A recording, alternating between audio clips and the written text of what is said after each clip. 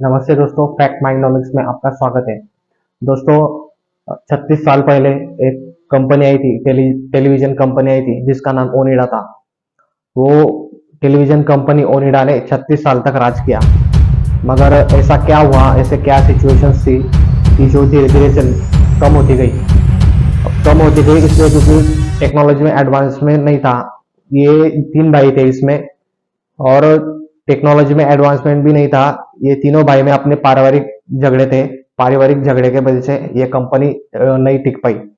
Actually होता क्या था कि जो फॉरेनर्स कंट्री है, जैसे सोनी है, ढेर सारी कंपनीज है, ये इंडिया में आई। और इंडिया में आने के बाद में इन्होंने लॉन्च किया। एलईडी और एलसीडी दो प्रकार आए, और ये चलते गया और कम कीमत में आए, इसलिए मार्केट जो है इन्होंने कैप्चर कर लिया। और दूसरी तरफ ओनिडा, जो कि अपने पारिवारिक झगड़ों के पीछे से जो ध्यान नहीं देते आया, वो पीछे रह गई। दरअसल 1984 में एक सीरियल लगती थी, महाभारत और फिर रामायण। लोगों में इतना क्रेज नहीं था। इन्होंने मार्केटिंग की, अच्छे से ढूंढा, गांव गांव गए, शहर शहर गए। इनके ध्यान में आया कि टेलीविजन की इंपॉर्टेंस ही नहीं है, मतलब टेलीविजन इंडिया में जरूरी ही नहीं समझते हैं इंडिया के लोग। तो कुछ टेलीविजन चैनल्स को, सीरियल्स वालों को फंडिंग किया गया कि आप रामायण चलाओ या महाभारत चलाओ। उसके बाद में महाभारत हुआ था। वो महाभारत देखने के लिए गांव में इतनी गर्दी होती थी कि ढेर सारे रास्ते सुन पड़ जाते थे संडे के दिन 10 बजे। तो उसके बाद में धीरे धीरे लोगों को इसका इंपॉर्टेंस पता चला। फिर हर 10 घर के बाद में एक टीवी रहता था। ऐसा ओनिडा कंपनी की मार्केटिंग की थी। उसके बाद में कंपनी का जो स्लोगन था, नेबर्स एनवी ओनर्स प्राइड, ये इतना फेमस हो गया कि हर इंसान ओनिडा टीवी लेना इंपॉर्टेंट समझता था। अब ढेर सारे टीवी आते थे, लेकिन ओनिडा की 1 लाख टीवी बनती थी। शुरुआत में 10,000 बनती थी, फिर 50,000 बनने लग गई, फिर 1 लाख बनने लग गई। उसके बाद में इसका प्लांट इन्हें इनलार्ज करना पड़ा। 2 प्लांट लगाने पड़े, एक वसई में और एक ठाणे में। तो 2 लाख टीवी बनने लग गए। उसके बाद में 6 लाख टीवी बनने लग गए, और फिर एक महीने में 12 लाख टीवी बनने लग गए। इतना रोजगार ओनिडा टीवी के वजह से आने लगा। दोस्तों, गुल्लू मिर्चंदानी और विजय मिर्चंदानी ये ब्रदर इन लॉ थे। उधर विजय मिर्चंदानी इंडियन नेवीज में थे, और वो जॉब करके बिल्कुल खुश नहीं थे। मगर ये जो ब्रदर इन लॉ है, गुल्लू मिर्चंदानी, ये भाई साहब को बहुत कुछ बड़ा करना था। एक्चुअली इनका जो भाई है सोनू मिर्चंदानी, इनकी एक इलेक्ट्रॉनिक्स की कंपनी थी। तो कुछ टीवी बनाने के लिए जो पार्ट्स थे वो सोनू मिर्चंदानी की कंपनी से ही लिया जाता था। एक्चुअली हुआ क्या था कि जब भी इंदिरा गांधी का भाषण चलता था, तो ढेर सारे लोगों की भीड़ लग जाती थी। बस ये बिजनेस हंगर इन्होंने कैप्चर कर लिया। ये बिजनेस हंगर इन्होंने कैप्चर कर लिया। उसके बाद में इन्होंने टीवी बनाने की सोची। इनकी कंपनी का पहले नाम था मिर्क इलेक्ट्रॉनिक्स। दरअसल इन तीनों भाइयों की स्ट्रेटेजी ऐसी थी कि इनको कंपनी डालनी थी। इन्होंने कंपनी डाली, और जो गरीब घर के लोग हैं वो भी उनके घर में भी टीवी खरीद सके, और टीवी देख सके और टीवी खरीद सके, और मिडिल ऑर्डर क्लास के जो लोग हैं वो भी टीवी खरीद सके।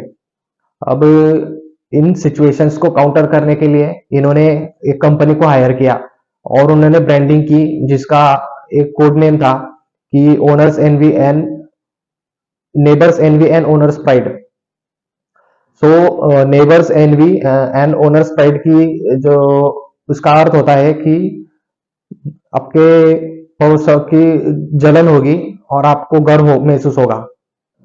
उस वक्त में जो थोड़ी सी वीएफएक्स नाम की कोई चीज नहीं थी, थोड़ा सा वीएफएक्स दिख गया टीवी पे कि लोग अट्रैक्ट होते थे।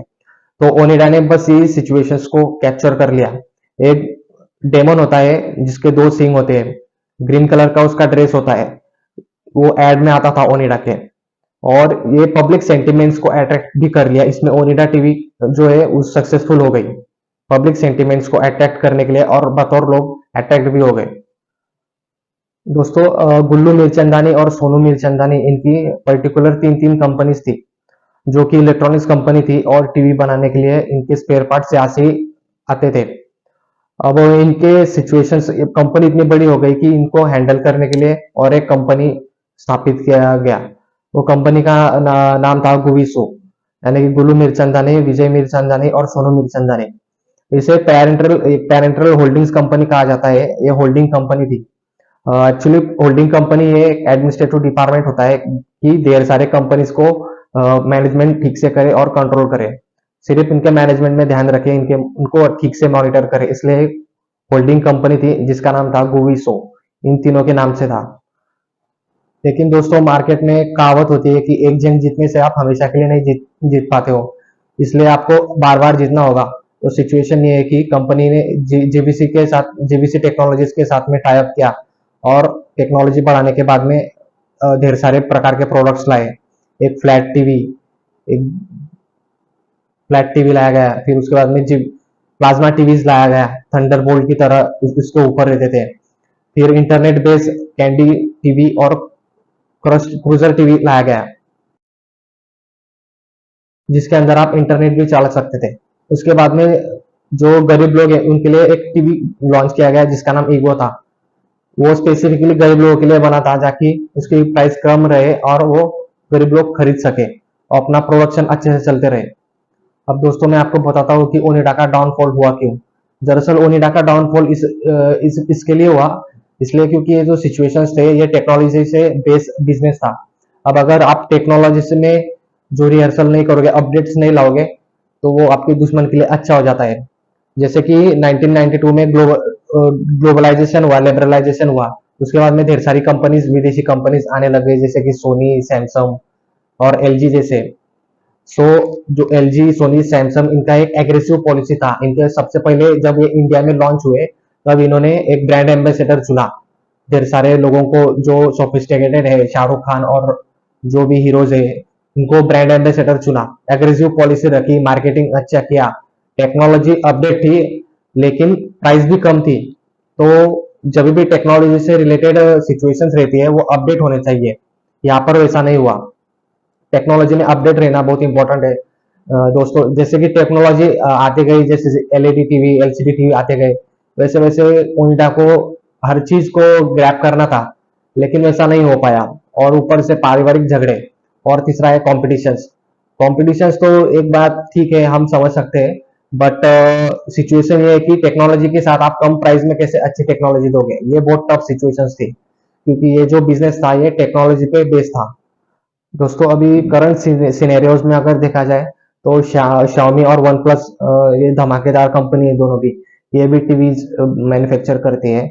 इसका जो है शाओमी और वन प्लस, ये स्मार्टफोन है totally, I mean smart TVs है टोटली, जो कि आप उसके अंदर वाईफाई कनेक्ट कर सकते हो। और जो टीवी आपका जो फोन है वो फोन भी आप टीवी में के अंदर देख सकते हो, उसे कनेक्ट कर सकते हो ब्लूटूथ के जरिए। यूट्यूब आप टीवी के अंदर देख सकते हो, जबकि मोबाइल आपके हाथ में हो फिर भी। अब यूट्यूब आप टीवी के अंदर देख सकते हो इसलिए क्योंकि उसकी स्क्रीन बड़ी होती है स्वाभाविक रूप से। तो ये मेंटेलिटी Xiaomi और वन प्लस नाम की जो कंपनीज है, इन्होंने ये सिचुएशंस को, जो हंगर है, जो मेंटेलिटी है, इंडियन मेंटेलिटी, इसको ग्रैब किया। दूसरा रीजन था ओनिडा का फेल डाउन होने का, कि इन्होंने ब्रांड एम्बेसडर रखा नहीं। जबकि Xiaomi, LG, सैमसंग, ये जो कंपनीज है, इन्होंने अमिताभ बच्चन, शाहरुख खान और आमिर खान को ब्रांड एम्बेसडर चुना। तीसरा रीजन था ओनिडा कंपनी के फेल होने का, कि इन्होंने जो मार्केटिंग स्ट्रेटेजीज है और मार्केटिंग एजेंसीज है, उनको इन्होंने बदला ही नहीं। ये 30 साल पुराना स्लोगन लेके आ गए कि ओनर्स प्राइड और एनवीज नेबर्स एनवी, या नेबर्स एनवी या ओनर्स प्राइड। यानी कि मैं अगर टीवी खरीदूंगा तो मेरे बाजू वाला जलेगा। लेकिन सिचुएशन ये थी कि 30 साल बाद में, यानी कि अभी करंट सिचुएशन में हर इंसान के घर में टीवी है, तो जलने का सवाल कहां से आया। तो ये भी एक मेन इंपॉर्टेंट फैक्टर है कि 30 साल पुराना स्लोगन आप यहाँ पर लेके मत आओ। ये एक बहुत बड़ी सिचुएशंस थी। लेकिन ओनिडा ने जो है एक मार्केटिंग एजेंसीज को चेंज कर दिया। लेकिन दोस्तों इन्होंने वो जो डेमन होता है ब्लू कलर का, जो टीवी में दिखता है, उसे भी चेंज किया, लेकिन तब तक के बहुत वक्त हो चुका था। अगर 30 स्वाभाविक है, अगर 30 साल पुरानी सिचुएशंस आप आज लेकर आओगे तो वो नहीं चलेगी, वो काम नहीं करेगी।